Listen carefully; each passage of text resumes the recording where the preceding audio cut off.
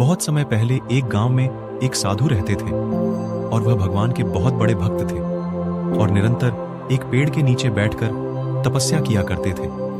उनको भगवान पर अटूट विश्वास था और गांव वाले भी उनका बहुत सम्मान करते थे। एक बार गांव में बाढ़ आ गई, चारों तरफ पानी ही पानी भरने लगा। सभी लोग अपनी जान बचाकर ऊंचे स्थानों पर भागने लगे। जब लोगों ने देखा कि साधु महाराज जी अभी भी पेड़ के नीचे बैठे हुए हैं और भगवान का नाम जप रहे हैं, फिर लोगों ने उनको ऊंचे स्थान पर जाने के लिए कहा। पर साधु जी ने कहा, तुम लोग अपनी जान बचाओ, मुझे तो मेरा भगवान बचाएगा। धीरे धीरे पानी का स्तर बढ़ता गया और पानी साधु के कमर तक आ पहुंचा। उतने में ही एक नाव वाला आया। नाव वाले ने कहा, है साधु महाराज, आप इस नाव में बैठ जाइए, मैं आपको सुरक्षित स्थान तक पहुंचा दूंगा। साधु जी बोले, नहीं, मुझे तुम्हारी मदद की आवश्यकता नहीं है, मुझे तो मेरा भगवान बचाएगा। नाव वाला वहां से चुपचाप चला गया।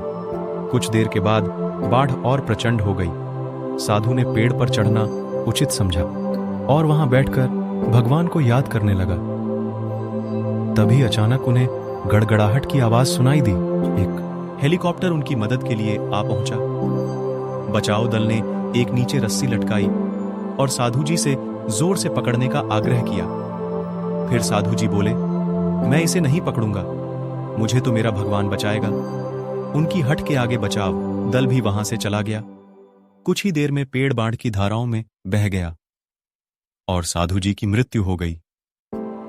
स्वर्ग पहुंचने के बाद साधु महाराज स्वर्ग पहुंचे और भगवान से बोले, हे प्रभु, मैंने तुम्हारी पूरी लगन के साथ आराधना की तपस्या की, पर मैं जब पानी में डूबकर मर रहा था तब तुम मुझे बचाने क्यों नहीं आए?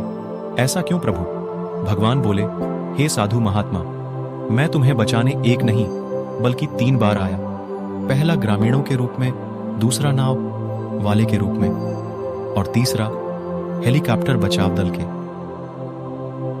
रूप में। किंतु तुम मेरे इन अवसरों को पहचान नहीं पाए।